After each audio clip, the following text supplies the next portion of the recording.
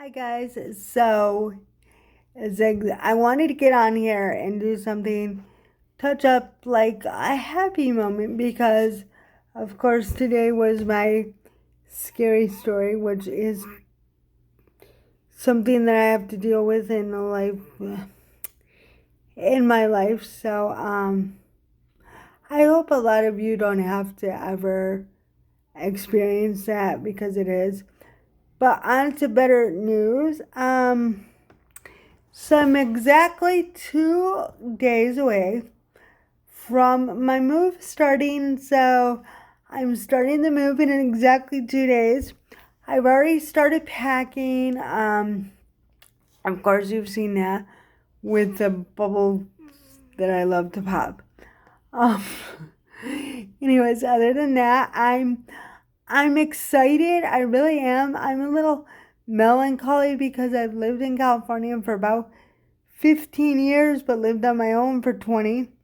Um, so, and I'm more melancholy about LA and the beginning of San Diego. So, in surfing and stuff like that. So I'm melancholy about Miller's, about PB, about the friends I used to have, about the people I've met along the way, in LA especially because my heart will always be on Wilshire Boulevard. Okay, I'm sorry, Wilshire and Westwood Boulevard, that's where my heart is. It will stay there until I go up there. So, that's where it will be, and it will always be at Miller's. Okay, Miller's was my cheers. It was my happy place. It was a place where if I had a down day, I could go and cheer up within an instant because I could dance my butt off. Anyways, and it taught me a lot of stuff. Um, but I will always miss my Wilshire Boulevard. Anyways, and the friends I met there. I met lifelong friends in Los Angeles. Friends that I still stay in contact to today, and friends that, of course, left the earth before their time, but are still remembered there. That's where I got Smokey. There's a lot of good memories there, so I'll miss that, but I will plan on traveling back. Sorry for the COVID hair today. I did brush my hair. I'm looking at it in the camera and it looks disgustingly not brushed. Anyways, so I'll miss that, but I'm really excited, and I think what I'm most nervous about is I'm moving during COVID. So during COVID, you can't really meet new people. You can't go out into your new neighborhood and be like, hey, can I meet you? Let's go to the bar. Let's go here. Let's go there. No. COVID queen here. We don't do that. We try to maintain safe distances. Yes, I've seen friends. Yes, I've kept my social mask on, washing my hands every 2 seconds, sanitizing my joystick. Oh my gosh, having anxiety attack after anxiety attack after anxiety attack, not sleeping at night. Oh my god, life is gonna be the end of me. What's the world gonna look like? What's California gonna look like? What's the world coming to?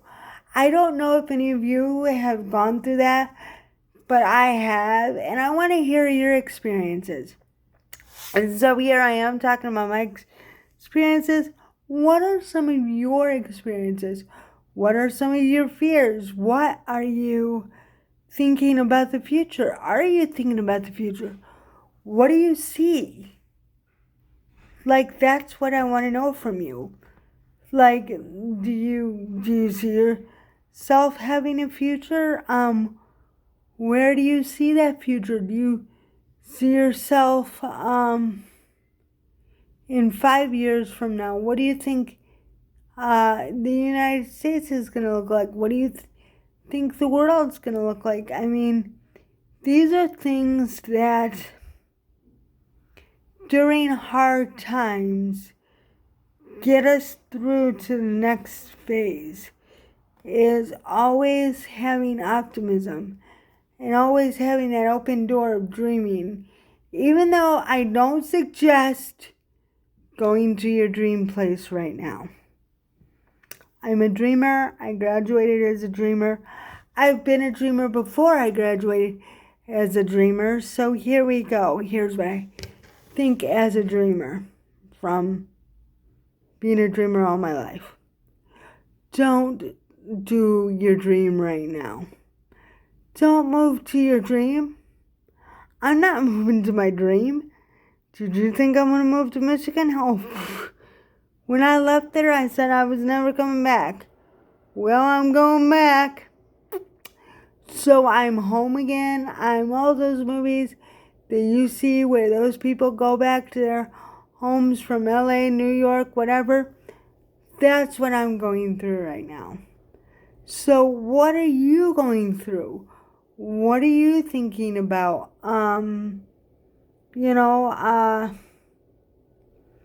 Has it brought you closer to people that you didn't, that you weren't connecting with a long time ago?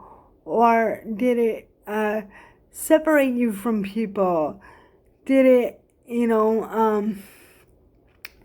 did it turn your life upside down like a salt and pepper shaker? Like it did mine. I mean, what are you going through? What are you thinking? But other than that, I mean, I'm excited. I'm scared, but I'm excited. I mean, I think it's a good adventure.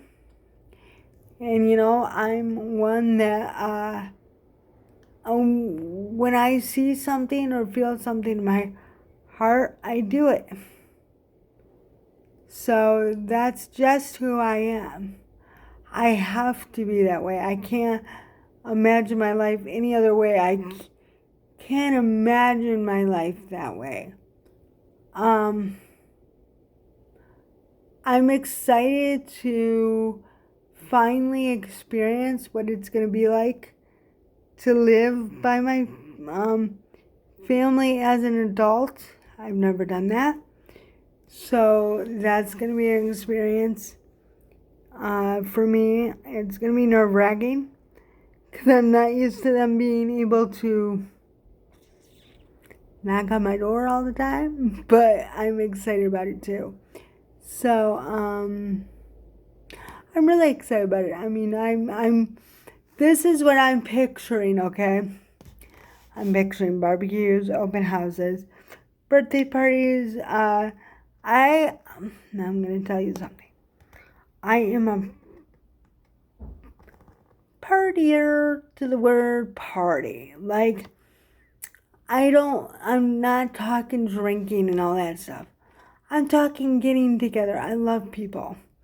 So I'm a people person I love people. Okay, I love real people. I love people that can be themselves. Let their hair down and not be scared and not putting on fake stuff to hide themselves or projecting a fake persona of themselves. I love to get to know the real person. So that's what I'm about. I'm authentic. I love authenticity. I love artistic stuff. So I've already been to Ann Arbor. So I went to college in Ann Arbor. So I love it there. It's an artistic place. In fact, my first boyfriend, Derek, and that was his name, Derek. We he was from Ohio and I was from Michigan. So when we met, though, we met in LA.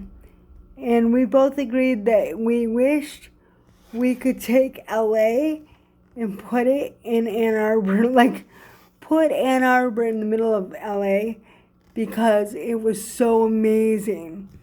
Like the culture there is just, you just want to soak it up, and everybody accepts everyone. Those are the towns I love, and that's why I love LA. That's why I'm from Michigan, but I've lived in LA so long that I feel like I'm part of LA, but I've lived in San Diego, so I feel like I'm part of California and San Diego too.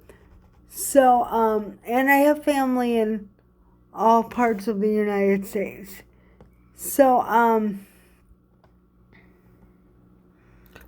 but I will tell you what I love about LA versus San Diego. I lived in Miracle Mile.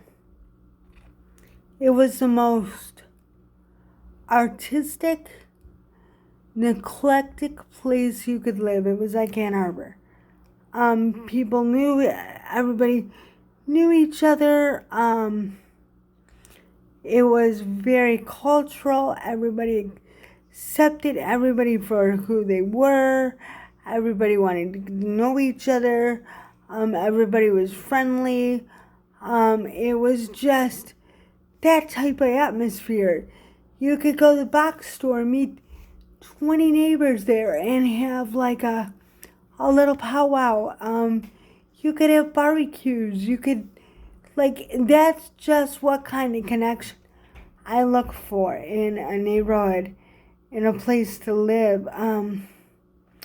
My real thoughts and feelings on San Diego. I loved it. When I first came here, oh my gosh, it was like a dream I'd never experienced. So I was like living it up. But then about 4 years in, I was like, okay, this is fun, but there's nothing more to offer for me because I like culture. I like to discuss things. Partying and drinking is fun for me, but it loses its value. I mean, after a while, it's like, don't you have more to talk about?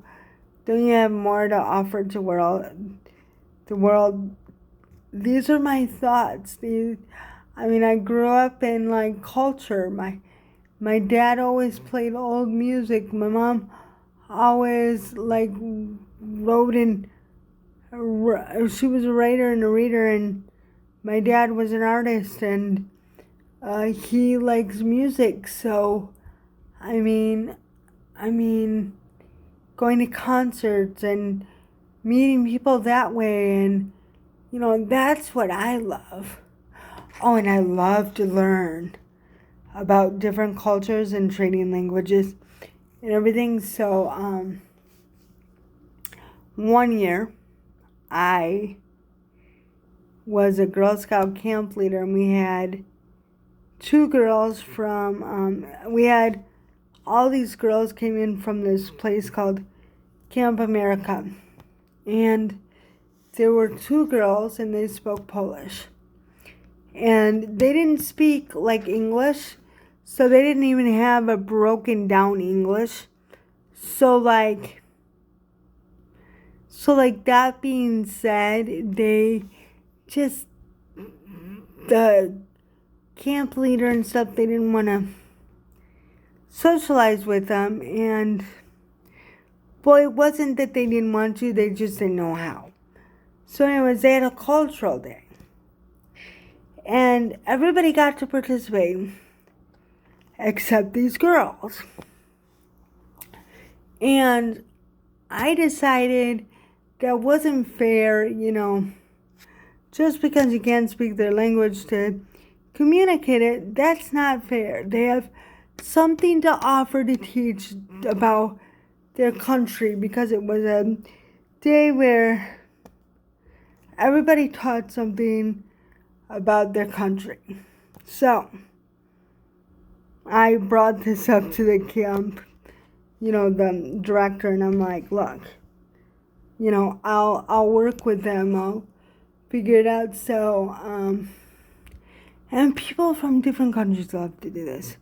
Well, in my experiences, I always trade my language for their language because I love to learn languages, and what better way to learn it than to learn it from an actual person that speaks it rather than from a book or, because there's different dialects and everything. So I traded Polish for English.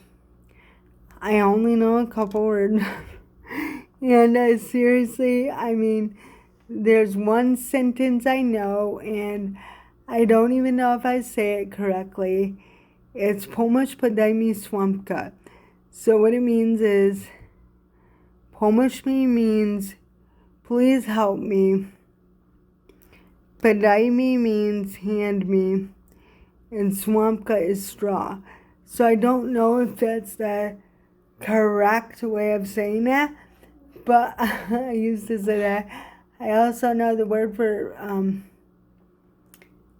for bread, which is chleb. Cuba is cup.